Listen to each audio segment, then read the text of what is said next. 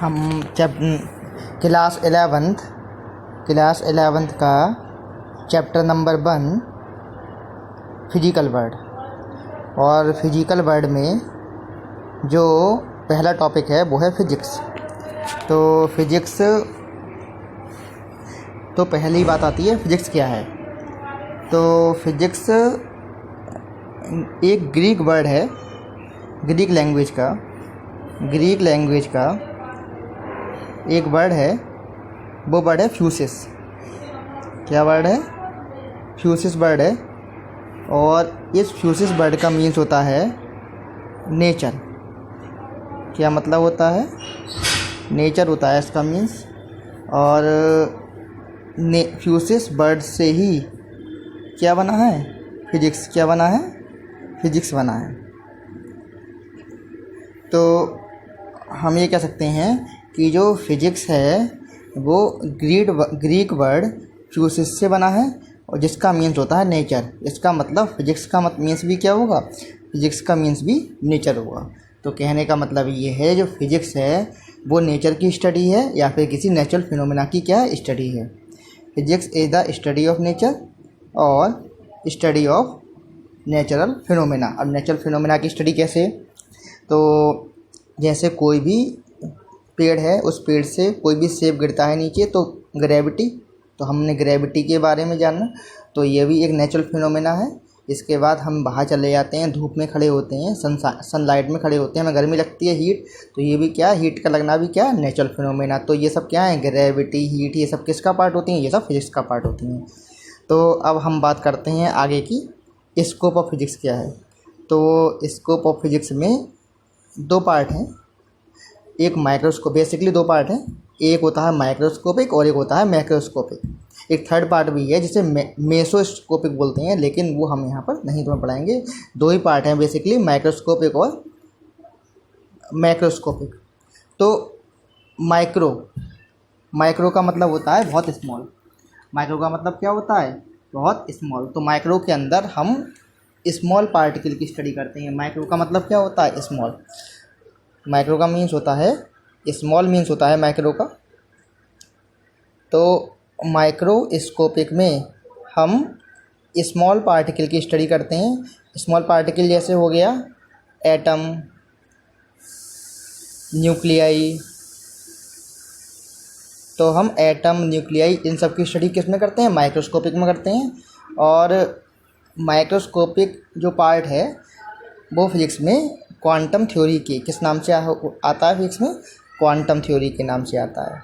तो हम कह सकते हैं कि क्वांटम थ्योरी में हम फिजिक्स का कौन सा पार्ट पढ़ते हैं? हम पढ़ते हैं फिजिक्स का माइक्रोस्कोपिक पार्ट।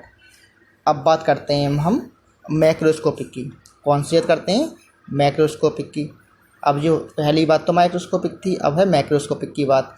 तो मैक्रोस्कोपिक में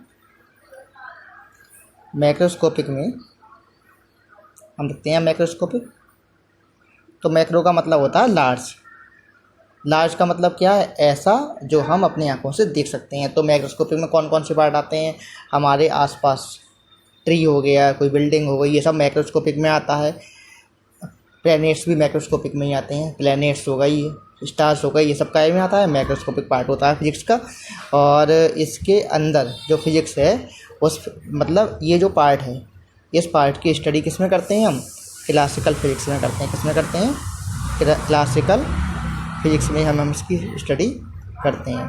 तो माइक्रोस्कोपिक पार्ट क्वांटम थ्योरी, और हमारा जो मैक्रोस्कोपिक पार्ट है, और मैक्रोस्कोपिक पार्ट की स्टडी करने के लिए हम क्लासिकल फिजिक्स को पढ़ते हैं। ठीक है।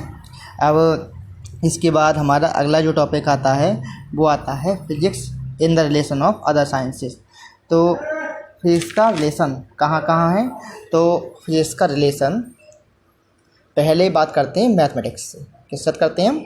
मैथमेटिक्स से बात करते हैं। तो मैथमेटिक्स से कैसे? तो मैथ्स में जो टूल्स होते हैं, प्लस, माइनस, इन सब का यूज मैथ में भी होता है और इन सब का यूज फिजिक्स में भी होता है। तो मैथमेटिकल टूल्स का यूज हम फिजिक्स में करते हैं। तो हम ये कह सकते हैं कि फिजिक्स और मैथ्स ये क्या है? एक दूसरे से रिलेट हैं। दूसरी बात आती है केमिस्ट्री की। तो अब केमिस्ट्री से कैसे रिलेट करता है, तो केमिस्ट्री के अंदर एटम के बारे में हम स्टडी करते हैं और एटम की स्टडी फिजिक्स में भी है। तो हम कह सकते हैं कि एटम एक और टॉपिक है रेडियो एक्टिविटी। रेडियो एक्टिविटी का जो पार्ट है ये फिजिक्स में भी है और ये पार्ट हमारा केमिस्ट्री में भी है। तो हम कह सकते हैं कि फिजिक्स और केमिस्ट्री आपस में कोरिलेट करते हैं, क्योंकि कुछ ऐसे बहुत से टॉपिक्स हैं जो केमिस्ट्री और फिजिक्स में क्या कर देते हैं, कोरिलेट कर लेते हैं। इसीलिए हम कह सकते हैं कि फिजिक्स और केमिस्ट्री का भी क्या है, रिलेशन है। इसके बाद हम बात करते हैं बायोलॉजिकल साइंस की। तो फिजिक्स के अंदर हम जो माइक्रोस्कोप बनाते हैं, मतलब फिजिक्स में माइक्रोस्कोप है, 12th में हम आपको बताएंगे कि माइक्रोस्कोप कैसे बनता है। तो फिजिक्स में जो माइक्रोस्कोप है इसे बोलते हैं इसे वो एक होता है ऑप्टिकल माइक्रोस्कोप। तो हम ऑप्टिकल माइक्रोस्कोप का यूज किस में करते हैं, बायोलॉजिकल साइंस में करते हैं। क्या में करते हैं, बायोलॉजिकल साइंस में करते हैं। ठीक है, ऑप्टिकल माइक्रोस्कोप का यूज क्या में करते हैं, बायोलॉजिकल साइंस में करते हैं। इसी तरीके से एक आता है इलेक्ट्रॉन माइक्रोस्कोप। इलेक्ट्रॉन माइक्रोस्कोप का यूज हम कार्य में करते हैं, हम स्ट्रक्चर ऑफ सेल्स को फाइंड करने में करते हैं। इसके बाद हमारा अगला है physics in relation to astronomy. तो एस्ट्रोनॉमी से कैसे कोरिलेट करता है, तो हम फिजिक्स में क्लास 12th में एक टॉपिक है, उस टॉपिक का नाम है एस्ट्रोनॉमिकल टेलीस्कोप। तो एस्ट्रोनॉमिकल जो टेलीस्कोप है ये हम फिजिक्स में बनाएंगे, मतलब इसके बारे में फिजिक्स में पढ़ते हैं और इसका यूज हम काय में करते हैं, एस्ट्रोनॉमी में करते हैं। तो ये क्या है, कोरिलेशन हो गया, मतलब फिजिक्स में बनना है एस्ट्रोनॉमिकल टेलीस्कोप और इसका यूज काय में कर रहे हैं, हम एस्ट्रोनॉमी में कर रहे हैं। तो ये क्या हो गया, फिजिक्स का और एस्ट्रोनॉमी का कोरिलेशन हो गया। अब इसके बाद हम बात करते हैं फिजिक्स, अगली हमारी बात आती है physics in relation to society. Physics का सोसाइटी में क्या यूज है, तो सोसाइटी में हम बात कर सकते हैं, जैसे हमने कहा सोसाइटी के अंदर टेलीफोन्स यूज होते हैं, पहले ज़माने में टेलीग्राम्स यूज होते थे, रेडियो टेलीविजन यूज होते हैं। ठीक है, स्पेस जितना भी है, सैटेलाइट्स जितने भी हम इसमें लॉन्च कर रहे हैं, ये सब काय में आते हैं, ये सब फिजिक्स का पार्ट है। ठीक है, और ये सब सब सोसाइटी में हम इसे यूज करते हैं। ठीक है, टेलीविज़न सोसाइटी में यूज होता है, रेडियो टेलीफोन्स। ठीक है, सैटेलाइट्स के सिग्नल्स होते हैं, उसकी वजह से हमारा मोबाइल वर्क करता है, हमारी टीवी वर्क करती है, तो टीवी में नेटवर्क आता है। इस तरीके से सारा का सारा सोसाइटी में यूज हो रहा है। और आया कहाँ से, फिजिक्स से आया। तो ये फिजिक्स की वजह से आया, लेकिन ये सब यूज काय में हो रहा है, ये सब यूज हो रहा है केमिस्ट्री में, सब यूज हो रहा है सोसाइटी में।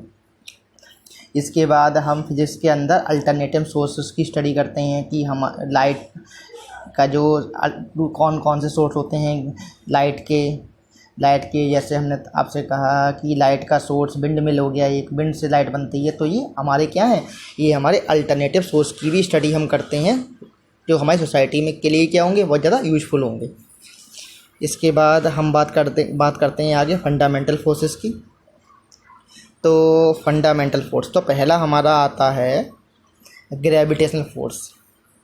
तो ग्रेविटेशनल फोर्स क्या होता है, तो इसके लिए तो ग्रेविटेशनल फोर्स का जो फार्मूला है वो आपने 9th क्लास में पढ़ा होगा। इसका फार्मूला होता है F = G m1 m2 upon r²। ठीक है, F = G m1 m2 upon r²। क्या होता है, F = G m1 m2 upon r²। तो हमने क्या करा, यहाँ पर क्या होता है ग्रेविटेशनल फोर्स। तो ग्रेविटेशनल फोर्स दो कोई बॉडी हैं हमारे पास, m1 मास की और m2 मास की, हमारे पास दो बॉडी हैं। इन दो बॉडी के बीच लगने वाले फोर्स, कोई दो बॉडी हमारे पास हैं जिनके बीच फोर्स लग रहा है। क्यों लग रहा है, क्योंकि इनके अंदर क्या है, मास है।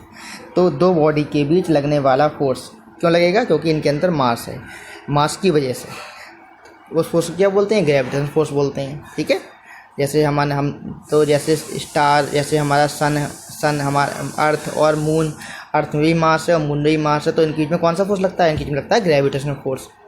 ठीक है, तो पहला होता है ग्रेविटेशनल फोर्स। तो क्योंकि 4 फंडामेंटल फोर्सेस हैं नेचर के अंदर, तो पहला हो गया ग्रेविटेशनल फोर्स। दूसरा हमारा होता है इलेक्ट्रोमैग्नेटिक फोर्स। तो इलेक्ट्रोमैग्नेटिक फोर्स क्या है, समझने के लिए समझेंगे बहुत ध्यान से। तो इलेक्ट्रोमैग्नेटिक में 2 वर्ड आ रहे हैं, एक तो वर्ड आ रहा है इलेक्ट्रो और एक वर्ड आ रहा है मैग्नेटिक। एक इलेक्ट्रो वर्ड आ रहा है, एक मैग्नेटिक वर्ड आ रहा है। इलेक्ट्रो का मतलब क्या है? दो चार्ज पार्टिकल हैं, एक Q1 चार्ज पार्टिकल है, एक Q2 चार्ज पार्टिकल है। तो दोनों चार्ज के बीच क्या होता है? दोनों चार्ज के बीच फोर्स लगता है। इस फोर्स को क्या बोलते हैं? Electrostatic force. ऐसे ही दो मैग्नेट है, ये नॉर्थ है, इसका ये क्या है? नॉर्थ है, और ये इसका क्या है? साउथ है। तो इसी तरीके से दो नॉर्थ रिपेल होंगे, तो दो मैग्नेट पोल के बीच लगने वाला फोर्स क्या होता है? दो मैग्नेटिक पोल्स के बीच लगने वाला फोर्स मैग्नेटिक फोर्स होता है। दो चार्ज के बीच लगने वाला फोर्स क्या होता है? इलेक्ट्रोस्टैटिक फोर्स होता है। ऐसे ही दो मैग्नेटिक पोल्स के बीच लगने वाला फोर्स क्या होता है? दो मैग्नेटिक पोल्स के बीच लगने वाला फोर्स होता है मैग्नेटिक फोर्स। ठीक है, तो अब इलेक्ट्रोमैग्नेटिक मैं एक साथ बोलूँगा। यदि मैं इलेक्ट्रो और मैग्नेटिक फोर्स, मैं ये कहूँगा इलेक्ट्रिक फोर्स और मैग्नेटिक फोर्स अलग अलग नहीं है, ये एक दूसरे से कोरिलेट करते हैं। कैसे कोरिलेट करते हैं? यदि कोई चार्ज पार्टिकल है, ठीक है, कोई चार्ज पार्टिकल वायर में फ्लो होता है, तो चार्ज पार्टिकल जैसे ही वायर में फ्लो होता है इसमें करंट बनता है, और जैसे ही उसमें करंट बनेगा तो चारों तरफ क्या बन जाता है? Magnetic field. तो मैं कह सकता हूँ कि इलेक्ट्रोस्टैटिक फोर्स और मैग्नेटिक फोर्स आपस में क्या करते हैं? कोरिलेट करते हैं, और कोरिलेट करने की वजह से एक नया फोर्स बनता है, जिन्हें क्या बोलते हैं? Electromagnetic force. ठीक है, इलेक्ट्रो वर्ड भी आ गया और मैग्नेटिक फोर्स भी आ गया, क्योंकि इलेक्ट्रोमैग्नेटिक आपस में कोरिलेट कर रहे हैं, तो क्या बन गया? एक नया फोर्स बन गया, सब बोलेंगे इलेक्ट्रोमैग्नेटिक फोर्स बोलेंगे। ठीक है, अगला हमारा टॉपिक आता है स्ट्रॉन्ग न्यूक्लियर फोर्स। तो ये क्या होता है स्ट्रॉन्ग न्यूक्लियर फोर्स? तो स्ट्रॉन्ग न्यूक्लियर फोर्स जो है, ये हमने कहा हमारे पास एटम है, एटम के अंदर क्या होता है? एटम के अंदर होता है न्यूक्लियस। क्या होता है? न्यूक्लियस होता है। ठीक है, क्या होता है एटम के अंदर? न्यूक्लियस। और न्यूक्लियस के अंदर क्या होता है? प्रोटॉन होते हैं, और क्या होते हैं? प्रोटॉन्स और न्यूट्रॉन होते हैं। प्रोटॉन होता है और न्यूट्रॉन होता है, और प्रोटॉन न्यूट्रॉन आपस में बंधे हुए होते हैं। प्रोटॉन न्यूट्रॉन जिस फोर्स से आपस में बंधे होते हैं उसे क्या बोलते हैं? उसे बोलते हैं स्ट्रॉन्ग न्यूक्लियर फोर्स। मतलब प्रोटॉन और न्यूट्रॉन को आपस में बांधे रखने के लिए जो फोर्स रिक्वायर्ड होता है उसे क्या बोलते हैं? स्ट्रॉन्ग न्यूक्लियर फोर्स बोलते हैं। अब वीक न्यूक्लियर फोर्स क्या होता है? तो वीक, यदि हम न्यूक्लियस में से न्यूट्रॉन को बाहर निकाल लें, यदि हम न्यूक्लियस में से न्यूट्रॉन को बाहर निकाल लें, क्या कर लें? न्यूट्रॉन को बाहर निकाल लें। ठीक है, यदि हम न्यूक्लियस में से क्या करें? न्यूट्रॉन को बाहर निकाल लें, तो वो न्यूट्रॉन जो है वो ब्रेक हो जाता है। तो जो न्यूट्रॉन है वो न्यूट्रॉन ब्रेक हो जाता है। ठीक है, कब ब्रेक हो जाता है? जब हमने न्यूक्लियस में से न्यूट्रॉन को बाहर निकाला, और जब न्यूक्लियस में से न्यूट्रॉन को बाहर निकाला तो वो ब्रेक हो जाएगा। वो किस में ब्रेक होगा? तो कोई भी न्यूट्रॉन, मैं लिख के दिखाता हूँ, कोई भी न्यूट्रॉन है, ये जब न्यूक्लियस से बाहर निकलता है, बाहर निकाल देते हैं। कब बाहर निकलता है न्यूक्लियस से? जब कोई भी न्यूक्लियर प्रोसेस होता है, जब बाहर निकलेगा तो उसमें एक तो प्रोटॉन बाहर निकलेगा और एक इलेक्ट्रॉन बाहर निकलेगा। साथ ही साथ एक नया पार्टिकल बाहर निकलता है, इसे बोलते हैं एंटी न्यूट्रिनो। क्या बोलते हैं? एक नया पार्टिकल बाहर निकलता है, इसे बोलते हैं एंटी न्यूट्रिनो। इसीलिए जो न्यूट्रॉन का जो मास होता है, न्यूट्रॉन न्यूट्रल होता है, क्योंकि पॉजिटिव और नेगेटिव, प्रोटॉन पॉजिटिव और इलेक्ट्रॉन नेगेटिव। ठीक है, पॉजिटिव और नेगेटिव मिलकर न्यूट्रल होता है। साथ ही साथ न्यूट्रॉन का मास प्रोटॉन के मास और इलेक्ट्रॉन के मास से ज़्यादा होता है। मैं कह सकता हूँ कि प्रोटॉन का मास और इलेक्ट्रॉन का मास दोनों ही न्यूट्रॉन के मास से कम होते हैं। ठीक है, तो हम ये कह सकते हैं कि जो न्यूट्रॉन है वो न्यूट्रल क्यों होता है? क्योंकि उसके अंदर एक प्रोटॉन होता है और एक उसके अंदर क्या होता है? इलेक्ट्रॉन होता है। इसी प्रोसेस को क्या बोलते हैं? इसी प्रोसेस को बोलते हैं बीटा डिके। ठीक है, क्या बोलते हैं इस प्रोसेस के लिए? बीटा डिके बोलते हैं। तो बीटा डिके कब होता है? जब कोई न्यूक्लियर प्रोसेस होती है। तो न्यूक्लियर प्रोसेस के दौरान क्या होता है? न्यूक्लियर प्रोसेस में क्या होता है? न्यूट्रॉन टूटता है। तो न्यूट्रॉन टूटेगा तो तो ये बंधा हुआ होगा। तो ये किस फोर्स से बंधे हुए होते हैं? वीक न्यूक्लियर फोर्स से बंधे हुए रहते हैं। ठीक है, तो हम ये कह सकते हैं कि जो वीक न्यूक्लियर फोर्स होता है ये काय में होता है? ये एलिमेंट्री पार्टिकल में होता है। कौन से एलिमेंट्री पार्टिकल? जैसे न्यूट्रॉन के अंदर जो फोर्स होगा वो कौन सा फोर्स होगा? Weak nuclear force. और स्ट्रॉन्ग न्यूक्लियर फोर्स कहाँ पर होगा? न्यूक्लियस के अंदर होता है। स्ट्रॉन्ग न्यूक्लियर फोर्स होता है प्रोटॉन और न्यूट्रॉन को बांधने वाला फोर्स, इसे बोलते हैं स्ट्रॉन्ग न्यूक्लियर फोर्स। अब बात करते हैं conservation of law of conservation of energy. तो पहला है law of conservation of energy में जो हमारा पहला टॉपिक है कि एनर्जी को ना ही कभी हम बना सकते हैं ना ही हम एनर्जी को कभी ख़त्म कर सकते हैं। Energy nor be created nor be destroy. तो एनर्जी कभी ख़त्म नहीं होती है, इसे बोलते हैं law of conservation of energy. दूसरा हमारा आता है law of conservation of linear momentum. तो इसमें हम क्या सकते हैं? इसमें हम ये कहते हैं कि यदि हम बाहर से कोई भी फोर्स ना लगाएं, यदि हम किसी भी सिस्टम पे बाहर से कोई भी फोर्स ना लगाएं तो उस बॉडी का जो लीनियर मोमेंटम है वो क्या रहता है? कांस्टेंट रहता है। कैसे कांस्टेंट रहता है? जैसे मैंने सपोज करा एक गन है, गन से मैंने फायर करा, तो फायर करने पर जो गन का जो बुलेट है वो तो आगे के लिए जाएगी और जो हमारा गन पीछे के लिए जाएगी। इसका मतलब उसका नेट मोमेंटम क्या रहेगा? 0, क्योंकि पहले ही जो हमारा गन था वो रेस्ट पे था और फायर करने के बाद भी वो गन काय पे आ जाएगी। फायर करने के बाद यदि बुलेट आगे जाती है तो गन पीछे जाएगी। इसका मतलब क्या है? उसका नेट मोमेंटम अभी कितना है? 0 है। तो यदि हम किसी भी बॉडी पे बाहर से कोई फोर्स ना लगाएं तो उसका नेट मोमेंटम कितना रहता है? उसका नेट मोमेंटम 0 रहता है। इसका नेट मोमेंटम कांस्टेंट रहता है। इसे ही क्या बोलते हैं? Law of conservation of linear momentum कहते हैं। अगला आता है law of conservation of angular momentum. तो इसमें क्या होता है? इसमें ये है कि यदि हम किसी भी बॉडी पर बाहर से कोई भी फोर्स ना लगाएं, यदि हम किसी बॉडी पर बाहर से कोई भी फोर्स अप्लाई यदि हम किसी बॉडी पे बाहर से कोई टॉर्क अप्लाई ना करें, तो एंगुलर का मतलब हो गया घुमाने वाला। तो घूमेगा कब? जब टॉर्क लगेगा। टॉर्क बॉडी को घुमाता है, फोर्स बॉडी को आगे बढ़ाता है, लीनियर मोमेंटम कराता है, और टॉर्क बॉडी को एंगुलर मोमेंटम में घुमाता है। तो यदि हम किसी बॉडी पे बाहर से कोई भी टॉर्क ना लगाएं तो बॉडी का एंगुलर मोमेंटम क्या रहता है? कांस्टेंट रहता है। यदि कोई बॉडी घूम रही है तो घूमती रहेगी यदि हम उस पर बाहर से कोई फोर्स ना लगाएं। ठीक है, तो ये क्या होगा? ये होगा law of conservation of angular momentum की बाहर से यदि कोई बॉडी पे हम कोई भी बाहर से कोई टॉर्क अप्लाई ना करें तो बॉडी का एंगुलर मोमेंटम क्या रहेगा? हमेशा कांस्टेंट रहेगा। अगला बात आता है law of conservation of charge. तो इसमें क्या है?